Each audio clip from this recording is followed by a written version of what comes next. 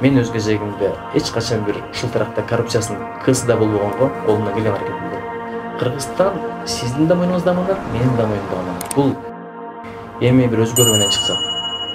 Мисалы, Фонограмма тутуш керек да. Аталарга дайыма жакшы го. Балаң бир жакшы жактары болсо мени тартыптыр дейсиң.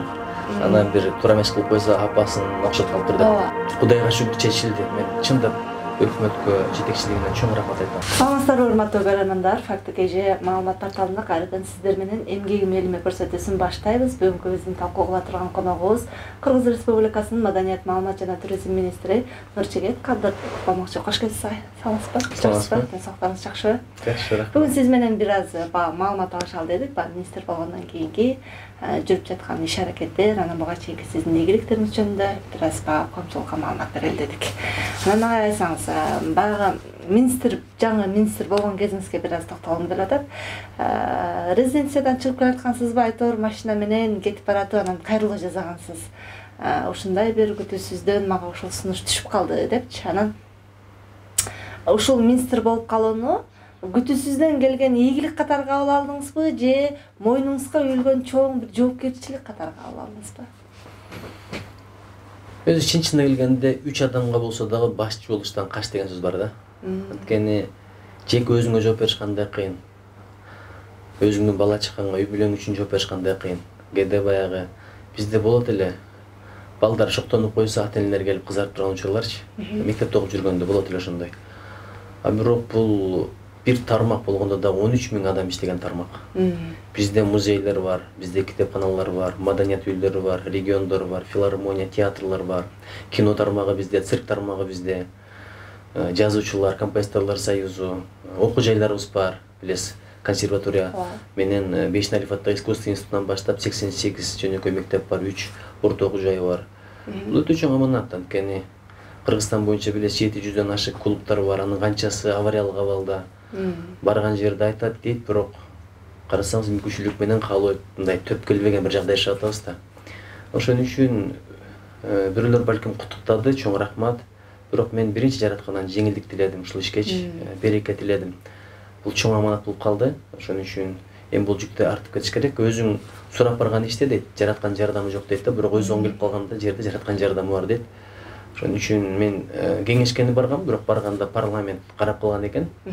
Ошону менен кирип эле анан кийин министр болуп чыктык да. Бекитип коюшкан го, сиз барып чакты эле. Жок, чакырылды, биз ойлогонбуз баягы кеңешем го депчи. Анан барганда эле жыйын башталып калыптыр. Кирдик, ошол жерде парламент өкмөттүн курамын карап аткан экен. Ошону менен ишеним көрсөтүлдү, эми ошол ишеничти акташ насип болсун. Сиз буга чейин баягы орун басар болуп иштеген үчүн сизге жеңил эле кабыл алдыңыз болуш керек, баягы ишти билген үчүнчү? Балким баягы жанагы премисиност деп коет да. Мен учуундулап кеттим да, анткени билет элем, кабардар элем, бирок менин тармактарым бар эле. Мурда региондорду карайт элем, музейлерди, китепканаларды карайт элем. Анан областтык маданият мекемелерин карайт болчумун. Анан цифровизацияны карайт элем. Азыр эми бүт бардыгы. Жоопкерчилик тармак жоопкерчилик деги эле маданият. Ал 13 000 адамдын жөнү башка, инфраструктуранын жөнү башка, бирок деги эле Кыргызстандын маданияты деген бул кандай улуу нерсе да. Ошон үчүн бул чоң тармак. Мурда эми жанагы анча-мынча маселени министр чечет деп айтчубуз. Эми азыр чечим кабыл алыш керек. Чечим кабыл алуу деген оңой нерсе эмес. Адилеттүүлүк ушул жерде сыналат да. Анан биринчи эле менин байкашымча да, биринчи эле көтөргөн маселеңиз бул кинотеатрларды ачпайлыбы деген маселеңиз болду окшойт жыйындачы. Анан бүгүнкү күндө ачылып багы кирип көрүүчүлөр өз ишин башташтыбы? Ооба, бул маселени дароо эле даярдадык, жанагы тиешелүү мекемелер менен, кинодепартамент менен, театрлар, кинотеатрларды ишмердүүлүгүн тейлеген инсандар менен сүйлөшүп, алгоритмин даярдап, анан өкмөткө кат даярдап, муну бир чоң жыйында да көтөрдүк. Өкмөттүн биринчи чоң жыйыны болбоду, ошол жерде көтөрдүк. Эми Кудайга шүгүр, акыбети болуп азыр ачылды. Эми байгындай эле 50% ашык толбош керек, анан шахматтык тартипте отуруш керек, вентиляция иштеш керек, кирген чыкканда жанагындай колго антисептик сээп туруш керек. Анан маска менен кириш керек деген шарттар бар. Анан кирип атышабы бүгүнкү күндө? Башталдыбы? Эми албетте баягы акырында башталып атат. Бирок эми жана Москва бир күндө курулган эмес. азыр эми сеанстарды даярдаш керек. Эми Бишкекте көбүрөөк болот сеанстар. Региондордо азыраак болот. Региондордо билети арзаныраак, а Бишкекте көбүрөөк. Бирок чын келгенде бул жерде мамлекеттик кинотеатрлар күйгөн жок. Алар эми иштебесе деле айлыгын ала берет экен да. Жеке кинотеатрлар бар. Ошол эле мезгилде чет өлкөдөн, мисалы Ошто Сейтек Семетей деген кинотеатр бар. Ал Кореядан инвестор тартып абдан жакшы деңгээлде оңдоп алган да. Но ошолор абдан кыйналып калышты. Драма театрларчы? Драма театрлар да ачылды.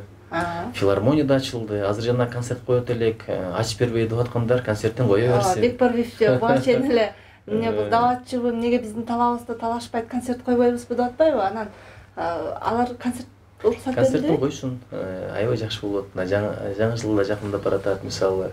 Анан адамдарда бир сагынуу болуп калды. Койсун, ошого шарттар түзүлдү.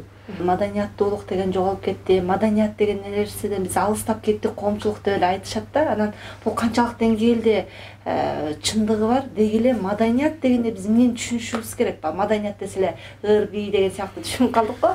Эми билесизби, караңгыны миң айткыча чыркырат дейт, кандай сонун жагып коюп бир чырак дейт. Маданиятыбыз түшүп кетти, маданиятыбыз жоголуп кетти, анан жаштар антип калды, мынтип калды. Негизи эл бузулуп кетти деген адам өзү бузулган болушу мүмкүн деген бир сөз бар да. Анан экинчиден маданият кызматкерлери биз деп айтабыз.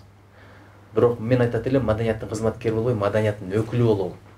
Анткени маданият кызматкерлери сахнада маданият кызматкери, анан бүткөндөн кийин сахнанын артында кандай жашап атат, ал бир Кудай билет да. 24 саат бою маданияттын өкүлү бололу. Жүргөн турганыбыз, басканыбыз, кылган эткендерибиз, амалдарыбыз менен депчи. Анан дагы бир нерсе бар да, мисалы сахнаны ачып бердик. Эми бир өзгөрүү менен чыксак. Мисалы фонограмма токтотуш керек да. Ушул талапты коюп атасызбы?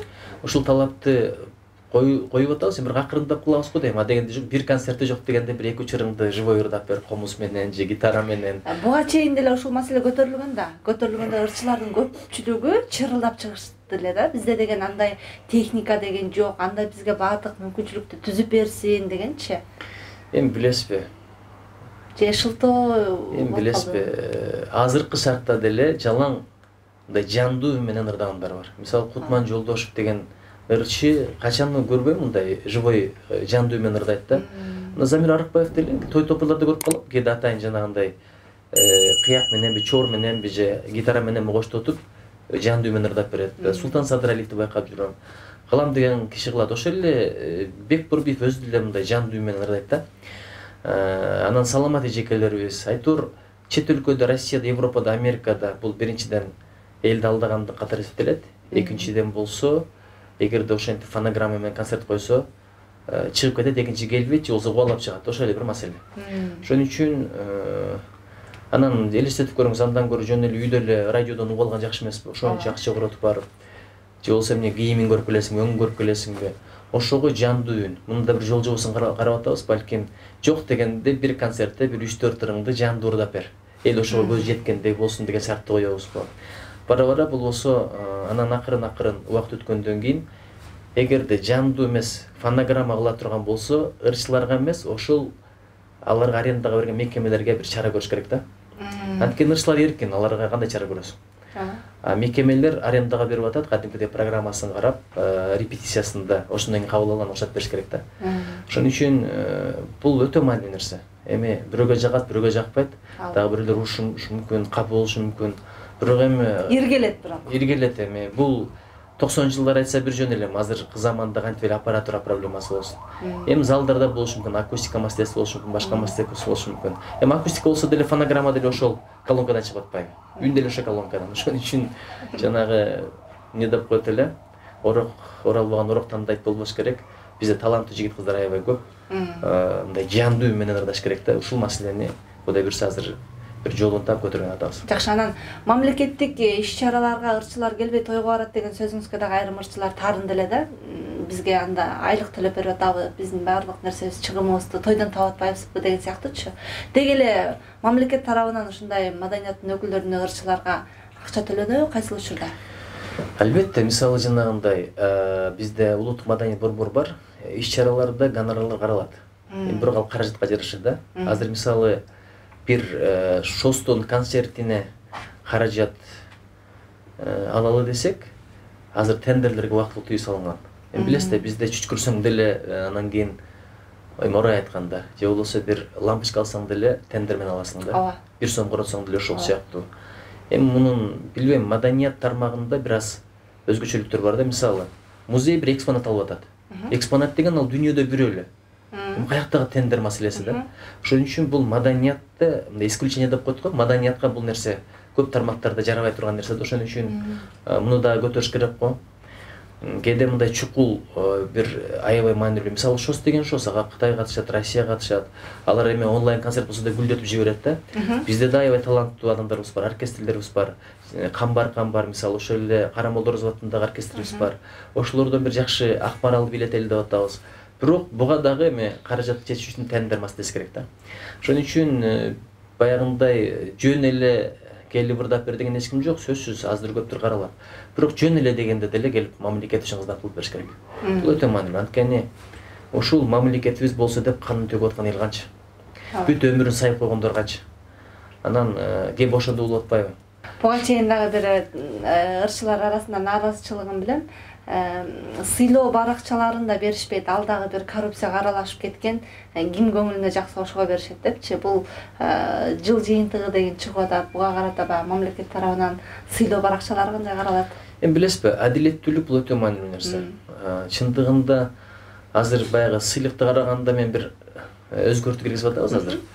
Баягында экрандан баарды көрүп тургандай кылып туруп. Эми ал жерде коллегия бар да, коллегиянын мүчөлөрү бар. Ошол коллегиянын мүчөлөрү отуруп алып туруп тандашат да. Кээде баягы дела деле карабай фамилиялар менен эле чечип койгончулар эми болуп жүргөнүн угуп жүрөбүз. Ошон үчүн быйылдан баштап мейли 500 адам болобу, 600 адам болобу, алардын ар бирин карап чыгалы. Сүрөттөрү болсун 4-5 иш кылып аткан жагдайда, анан кийин качан кандай сыйлыктарды алган, өмүр баяны, өзгөчө эмгек сиңирген, ошону баардыгыбыз чогуу көрөлү, чогуу чечим кабыл алалы. Анан мындай бир экрандан карабасак, анан жөн эле фамилиялар келсе, аларды балким бирөө бир чаткалда чоң эмгек сиңиргендир, бирөө айталык ошол эле ат башыда чоң эмгек сиңиргендир. Бирок Бишкекте отуруп аларды тааныбай калган үчүн эле алар эмне албай калыш керекпи? Биз көргөн телевизордон көрүп жүргөн кишилер ала бериш керекпи? Ошон үчүн бул адилеттүүлүк өтө маанилүү да. Анан талкуулайлы. Эми бир күндө чечип коюш бул шарт эмес. Бир жума отурсак дагы адилеттүүлүк болсун. Ошондон кийин уруш укса угалы, ошондо да тилибиз узунураак болот, жүрөгүбүз тазараак болот, абийибиз тазараак болот. Ушундай бир өзгөчөлүк болуп атат да быйылчы. Анан чындыгында эми келет, Кыргызстан боюнча келет. Татыктуусу бар, татыксызы бар. Адилеттүү болушубуз керек. Анан жанагы акчалыктыр, тиги бул дегендерди эми Кудай эле сактасын. Эгер ошо коллегиянын арасында ушундай адамдар болсо, үйүрүнө койдум, жараткан карап турат. Биз эми мунун бир акыбети жакшы болбойт да, арам аш болбойт деген бир сөз бар. Мен өз кезегимде эч качан бир ушул таракта коррупциясынын кысы да болбогонго колумдан келген аракетимди көрөм. Садык Шернияз агабыз буга чейин Жогорку Кеңештин жыйынында Кыргыз Республикасынын эл артисти, эмгек сиңирген артисттеринин пенсияларын көтөрүп бергиле деген маселени көтөрдү эле да. Анан ошол жерден баягы бул маселеге көңүл бөлбөй коюшканда аябай ачууланып кыйкырган эсимде. Энке ушул маселеничи силер маданият тармагына эч бир көңүл бөлбөй турбайсыңарбы деп катуу ачууланганда, анан ушул жагын эми сиз министр катары дагы көтөрө аласызбы дегендей да. Албетте, мына мисалы азыр бюджет каралып атат. Эми албетте мен кечирээк министр болуп келип калдым.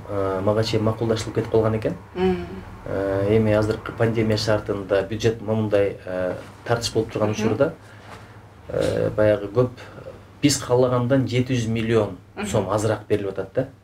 Элестетип көрүңүз, 700 миллион бул оңой акча эмес. Ошол жерде эл артистинин, эмгек сиңирген артисттеринин баягы кошулган акчалары дагы бар. Анан пенсия маселеси бул өзүнчө, бул баягы эми албетте баягы козгоп айтып чыкканда жакшы маселе, бирок муну кагаз түрүндө даярдаш керек да. Ошол эле мыйзамдын долбоорун. Иш эки жол менен кетет, жакшы менен кетет же мыйзам жолу менен кетет. Бирок мыйзам жол өтө маанилүү, эрежелер тактап коесуң, ошонун негизинде баягы арыктан аккан сууда иш шыдыр кетет да. Ошон үчүн маданият кызматкерлеринин жашоосу жакшы болушу үчүн, ийгилиги артыш үчүн, мотивациясы күчөш үчүн, шыгы, деми, эргүүсү артыш үчүн колдон келген аракеттин баардыгын кылабыз. Дайыма эле ошо маданият тармагындагы мейли актер болобу, мейли актриса болобу, мейли ырчы болобу, көпчүлүгү менен сүйлөшүп калсам айтышат да, айлыгын айткандан уялыпчы. Биздин айлыгыбыз 7 000, 8 000 айтпай эле болчу. Билесизби, ушуну мындай кылабыз. Эми азыр айлыкты көтөр дейт. Айлыкты көтөрүш оңой маселе эмес. Мисалы көтөрсөң деле 13 000ди бир көтөрө албайсың. 13 000 адамдыкын бир көтөрө албайсың да. Дегенде бир китепканалардын улуттук китепкананы көтөрүшү мүмкүн. Андан кийин бир музейлердин 30-40% көтөрөсүң. Бул жумурга жок болбой турган нерсе да. Ошого айтып атам. Бүт дүйнөдө өнүккөн мамлекеттерде маданият кирешелүү тармак. Ошого айтып атам, айланайындар, ДКда иштейсиң bir райондогу маданият үйүндө же болбосо бир клубда иштейсиңби? Сенин талантың бар, өнөрүң бар. Ошону кадимкидей сат. Кружокторду уюштур. Андан кийин ошо жерде мисалы балдардын катышуусу менен спектакль даярдап бер. Баланы сен соткадан куткарып каласың, уурлуктан, дедовщинадан, пайдасыз өткөзгөн убакыттан, стресстен, андан кийин суицидтен куткарып каласың. Анан экинчиден ошо балдар чоңоюп келгенден сөз театрга барат. Талантларды да көбүрөөк табабыз. Азыр көрүп атасыздар, көчөдө кетип алсаң баннерлер турат, ушундай бир сүрөттөрдү көрөсүң, түкүнчөдөн кыйын келиптир, бир лекциясы $300 деп. Ал болгону сөз, биздин маданият адамдардын өнөрү бар. Ал сахна маданиятын үйрөтсүн, же болбосо театр академиясын ачып койсун, билим академиясын ачып атпайбы, ментальный арифметика деп. Ошондой нерселерди биз да жайнаталы. Турат, ДК турат, театр турат, ошол жерде окуткула, өнөрүңөрдү саткыла, айлыгыңардын үстүнө дагы киреше табасыңар депчи. Антейин десек дагы бир балекети бар да, бюджет кодекси бар. Канча акча тапса деле 100% Минфин алып коет, мамлекет алып коет. Өзүнүн мыйзам боюнча 70%-ын кайра бериш керек, бирок келбей калып атпайбы. Анан мен айттым, мектептегидей анда фонддорду түзөлү, ушул жагынан бир мыйзамдык жагын карап көрөлү. Бир эле мезгилде иштесин, анан бир айлык кылып койсоң жаман жери ошол экен да, иштегенде эле ошо айлыкты алат. Келип чылым чегип коюп, чай ичип, кирип чыгып анча сөз сүйлөп коюп, анан өз жумушу менен жүргөндөр эле ошо айлыкты ала берет. Анан буга чейин дагы баягы драма театрлардын жылуулук жагына дагы бир көтөрүп чыктыңыз эле, чечилдиби бул маселе?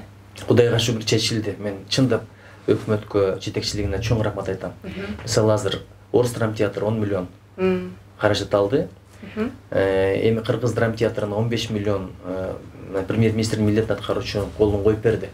Бирок акча табылбай атат да. Чечим кабыл алынды. Бирок булак эми Кудай буйрса, бирок сөз алабыз, анткени биздин чоң бир объектибиз, аны сактап калыш керек. Эгерде кышта отоплениясы, жылуулугу жок калса, жазда жөн гана мындай кабыл калат да. Анда биз азыркыдай бир 64 миллион эмес, миллиард сом сурайбыз. Кайра калына кетириш үчүнчү баягы иле-биле битке салбайлы да. Көп өзгөрүүлөр болуптур. Анан туризм жагында кандай пландар болуп атат? Кышкы туризм. Туризм мына 19 декабрда Кудай буйрса кышкы сезондун ачылышы болот. Бул бир. Экинчиден азыр биз чартердик рейстерди иштешип атабыз. Кадимкидей эле сүйлөшүп, ошол Ысык-Көлгө түзүлүп келе турган чартердик рейстерди күчөтөлүп деп атабыз да. Кадимкидей эле ошол. Бирок карасаңыз эми баягындай самолеттор жетишпей атат, жанагындай көп эле талаптар болот да.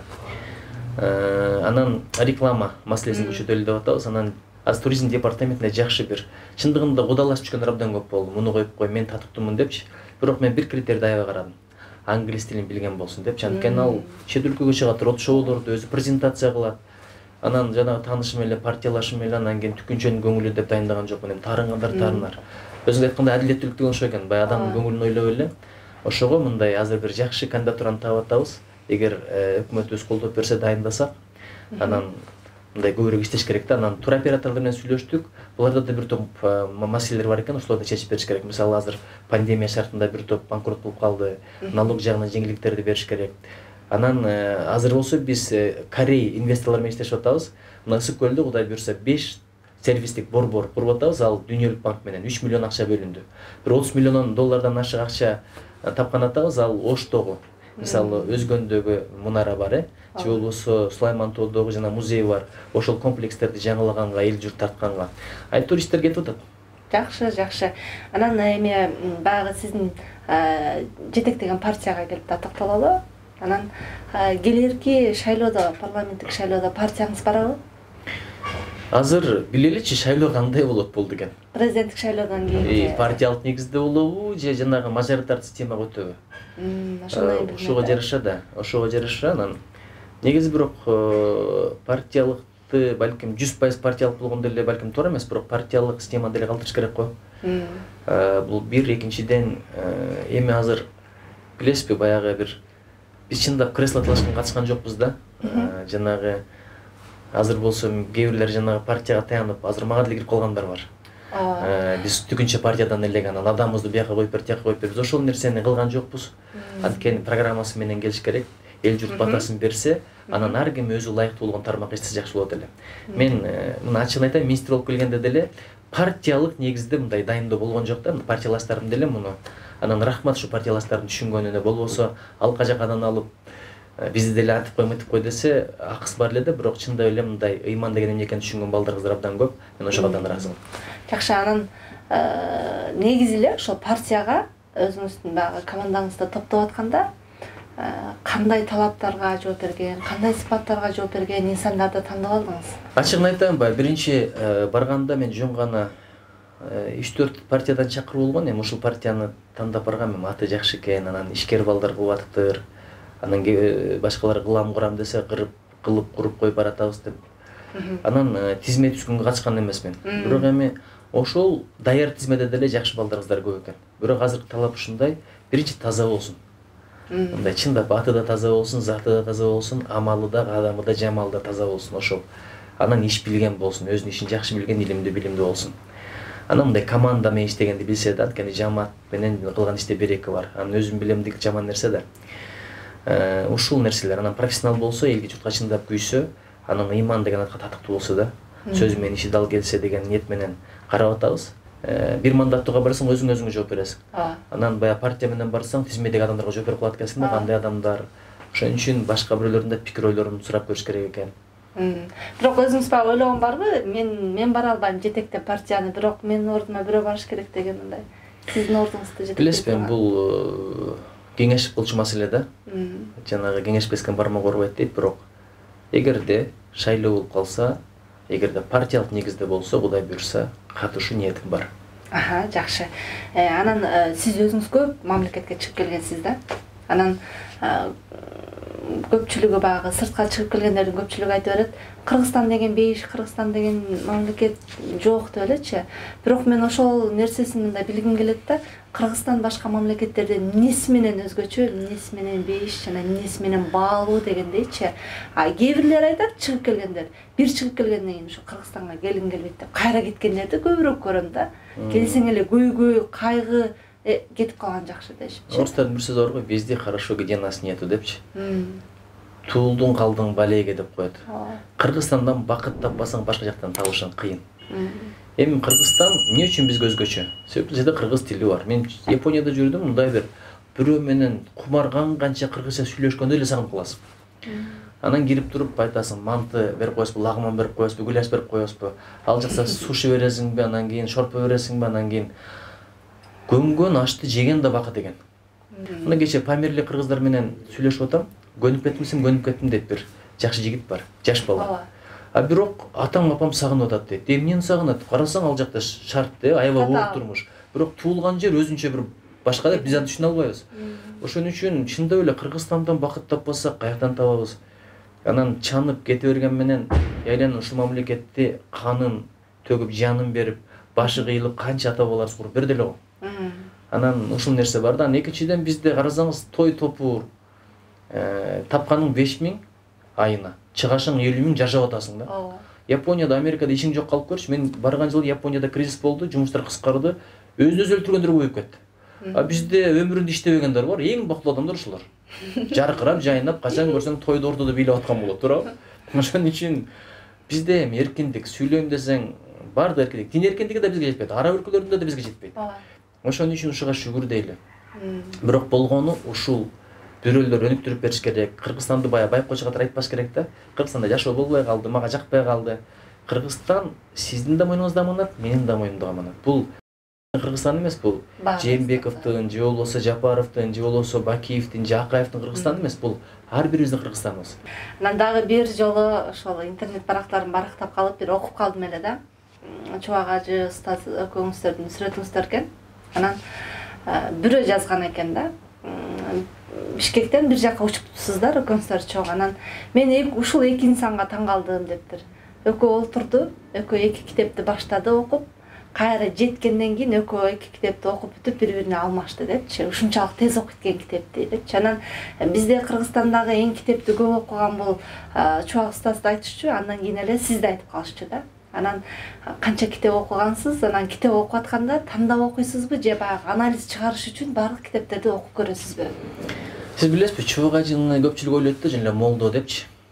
Жок, молдо эмес. Бирок ал мындай адабиятты мыкты билчү, географияны, маданиятты, ушул кыргыздын маданиятына анчалык күйгөн кишилерди мен дээрлик көрө элекмин.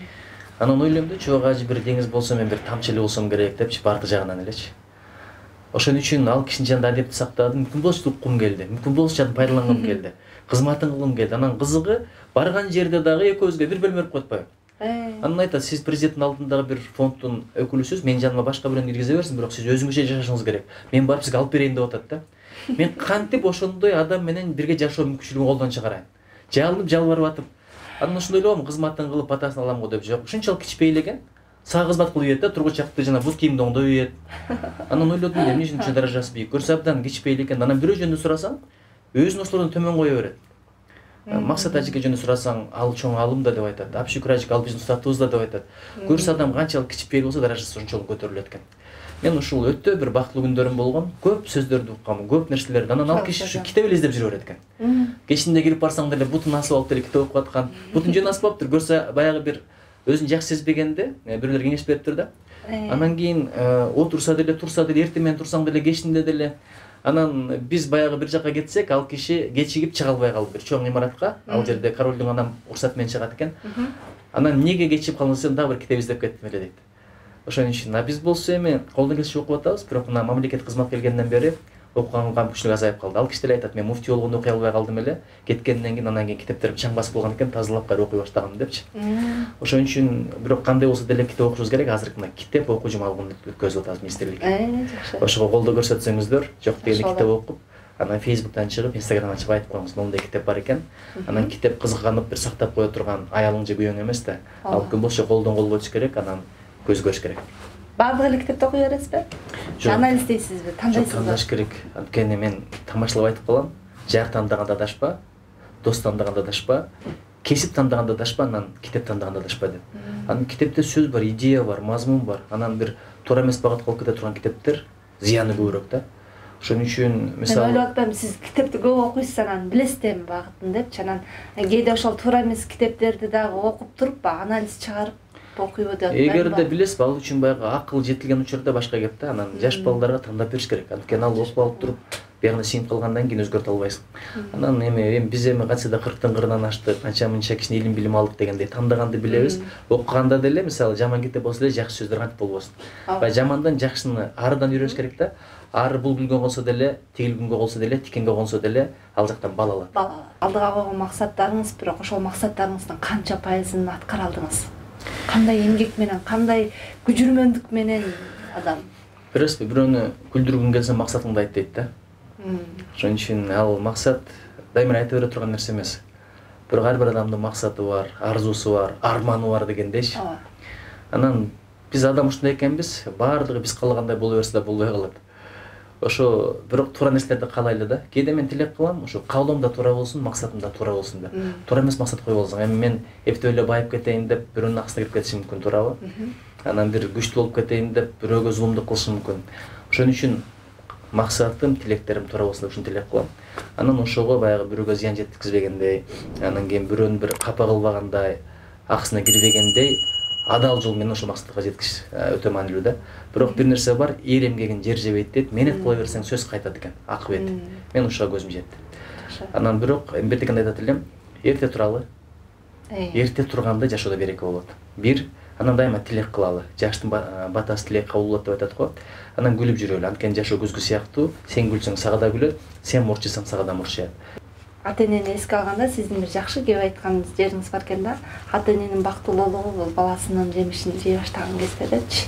Анан учурда сиздин жемишиңизди жеп бактылуу боло атышса керек да. Анан сиз дагы ошол нерсени дамытата баштадыңызбы?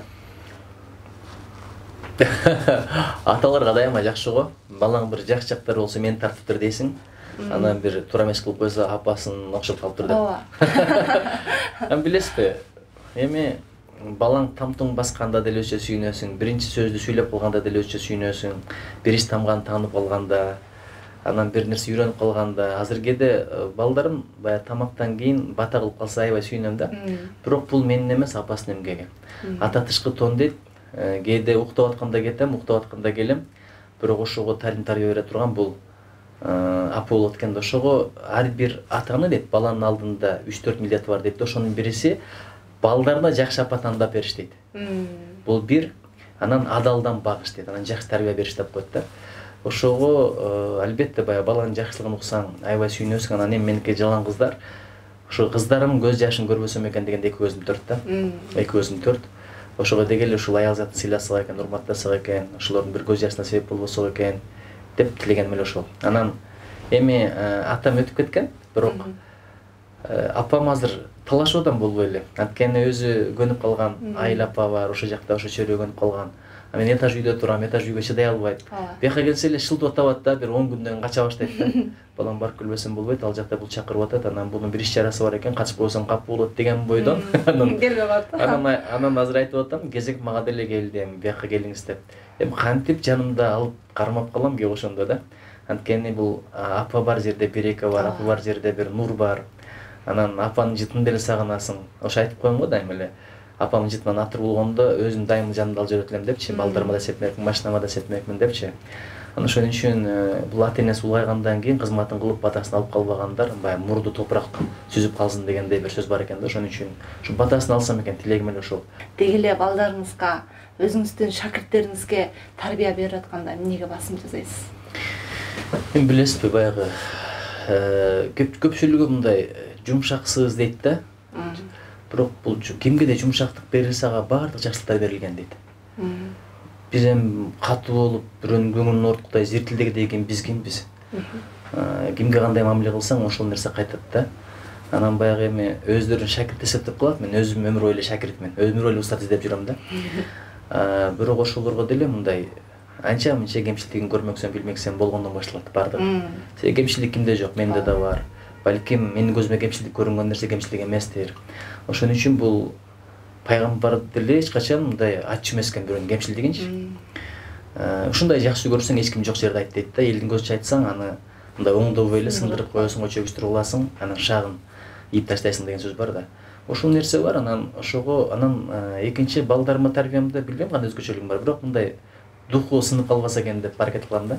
Эми апа деген апа да эртеден кечке чогуу болот, кемчиликтери көп көрүнөт, урушат, антипе, мынтипе, дайым кайталайсың деп сын айта баштаганда мындай чакырып туруп, жок, кызым андай эмес, кызым мындай деп койсоң, баягы көңүл да көтөрүлөт, анан ошол да таасир эте депчи. Эң жаман нерсе ата урушуп атканда апанын кошулуп атканы, же апа уруша баштаганда атанын кошулуп алганы. Биз деле баштан өтпөдүбү. Экөө бир уруша баштаганда өтө катуу тиет да, мындай жашагың келбей кетет. Ошон үчүн баягы тең салмак деп коет го. Чыгыш философиясында бар инь-ян деп коет да. Жашоо деле күндөн түндөн турат, аял эркектен турат дегендей. Ошон үчүн бири катуураак болгондо бири жумшагыраак бул өтө маанилүү да. Бекерине бизди жок кылып жаратпаса керек. Сизге акыркы суроом болсун. Эми ушул министрликтеги сиздин алдыга койгон максаттарыңыз, пландарыңыз кандай болот? Эми бюджеттик кодекске өзгөртүү киргизиш керек го. Болбосо карасаңыз биздин мекемелер акчаны табат, бирок 100% кетип калса андан кайтарым болбосо иштегиси деле келбей калат экен. Ошону баягы жок дегенде 70% өздөрүндө кала тургандай атайын эсепте. Ошондо көрөсүз го, мындай дагы да шыктанып иштемек да. Ушул нерсени. Экинчи, ата энелердин төлөмү деп коет музыкалык мектептерде. Эми айлык алып атат го, балдарга бекер үйрөтсүн, бекердин ашы татыбайт деп коет. Жаш балдарды бир катарга тийишкандай кыйын. Алар болсо инструментке үйрөтүп атат, үйүнүн башкарын үйрөтүп атат, мындай бирдеме тартканга үйрөтүп атат. Бул өтө кыйын нерсе. Ошон үчүн сөзсүз түрдө төлөм болуш керек. Башка кеп, Бишкекте башка баа болсун, региондордо башка баа болсун. Бирок сөзсүз. Анан таланттуу балдар болсо өздөрү деле акыдан бошотуп коет. Бар го дүйнөдө деле жакшы окугандарды бошотуп коюш керек. Анан мисалы мен деле спорт залга барат элем. Тренерим акча алып жүргөндө калтырбай барат элем. Анан бир күнү айтты: "Сен эми төлөбөй эле кой" деп. Ошондон бери кааласам барам, каалабасам барбайм да. Тигде деле 11 жыл үйрөндүк, кана англисчени кыйрат дегенибиз. Бүткөндөн кийин айына ушунчадан төлөп окудум, ошондо үйрөндүм да. Ошон үчүн туура түшүнүңүздөр, бул өтө маанилүү. Эгерде биз ата энелердин төлөмүн алып кое турган болсок, анда маданиятыбызды жок кылып алабыз. Ушул багытта иштеп атабыз, токтомго өзгөртүү киргизүү боюнчачы. Андан кийин билимди көтөрүү. Мисалы азыр карасаңыз, өткөндө драм театрдын артисттери, чоң мастерлери видео аркылуу бүт Кыргызстандагы драм театрлардан режиссерлордун, актерлоруна сабак өтүп берди. Бул бир жумалык сабак болду. Кадимкидей модулдар иштеп атабыз. Эми маданият кызматкерлерине ошондой модулдар даярдап атабыз. Ушул сыяктуу бир топ мындай ак артисттер бар да. Анын өзүңдү таны деген долбоор. Биз артист деп артистти мындай жеңил ойлойбуз да. Сиз экөөбүзгө бир 4 сапты берсе качан жаттайбыз билбейм. Артист деген бир роль аткарыш үчүн бир китеп жаттап койгон кишилер. Алардын сөз байлыгы, жан дүйнөсү аябай бай. Ошону бир жолугушууларды уюштуруп, баягындай маданият баарлашуулары деп бүт Кыргызстанды кыдыралы деп атабыз. Анткени элдин маданиятын көтөрө турган ким? Маданият кызматкерлери. Биздин миссия абдан чоң. Анан эми инвесторлорду тартып, китепканаларды көбүрөөк куруш керек. Мына биз мисалы сериал баштадык. Сериал эмненин эсебинен болуп атат? Мамлекеттен бир тыйын кеткен жок. Биз аны спонсорлордун эсебинен кылабыз. Эмне үчүн сериал? Сериал өтө маанилүү. Анткени биз чет өлкөнүн сериалдарын көрүп, ошолордун каармандарын жакшы көрүп, ошолордун маданиятын сиңирип атабыз да. Биз элибизди алдырып атабыз ушул мааниде. Анан үй маселесин чечкенде деле мына спонсорлор менен сүйлөшүп атабыз. Бир объект бүтсө бирден үй берейин дегендер чыгып атат. Эми баягы мамлекетти карап отура бергенде болбойт да. Эми шарт ушундай болуп калды. Революция болду, пандемия болду. Айтор эми кылам десең, кыла турган иш толтура. Кээде ойлойм да, бул уйкуга деле убак калбай калат го депчи. Ошон үчүн биздин маданият кызматкерлери бул өлкөнүн чыныгы батырлары, каармандары. Башкасын билбейм, айлык аз болсо деле Путин келеби, Си Цзиньпин келеби, филармонияда баягы жаркырап жайнап чыгып, маданиятыбызды көрсөтүп, биз сыймыктандырган кимдер? Маданият кызматкерлери. Эл аралык деңгээлде чоң конкурстарды, фестивалдарды утуп келип атат. Биздин киночуларды көрүп атасыздар. Айтор биз таланттуу элбиз. Балким биз согуш державасы эмеспиз, балким биз экономика державасы эмеспиз, бирок биз маданият державасы катары дүйнөнүн кайсыл өлкөсү менен болбосун тең талаша алабыз. Чоң рахмат сизге. Чоң рахмат. Ушуну менен бүгүнкү көрсөтүүбүздү аяктайбыз. Кайрадан амандашканча саламатта туруңуздар.